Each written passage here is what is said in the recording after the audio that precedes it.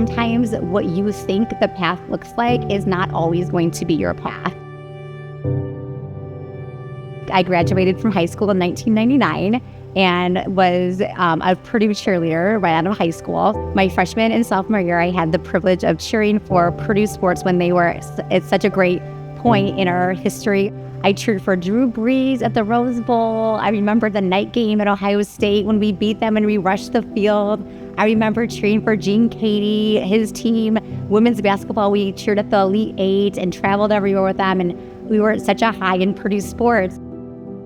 I also was on the competitive cheerleading team, and at nationals in Daytona, I tore my ACL. They had to stop the music. They had to, haul me off the competitive mat.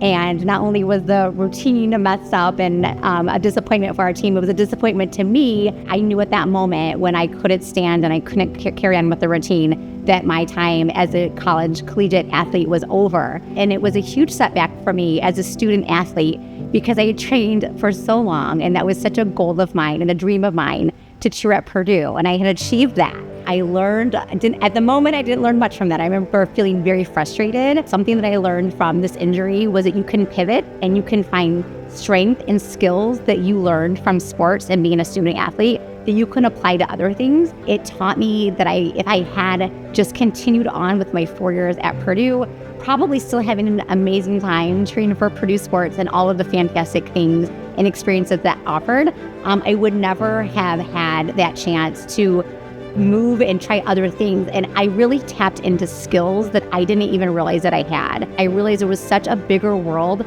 outside of Purdue athletics. While that was my dream and goal and something that I loved as a graduate of Purdue, with the resume that I had, because I got to do other activities and take leadership roles, it rounded me out as an individual, and it really made me a leader in different ways that I otherwise wouldn't have experienced. But what I would like Boilermakers to remember is that if you just persist and trust the process and know that along the way, no matter what failures are presented to you, you're learning from that, and that's something that can be applied to further successes. And again, tapping into those skills that you don't even realize you have until you have to bring them out and showcase them.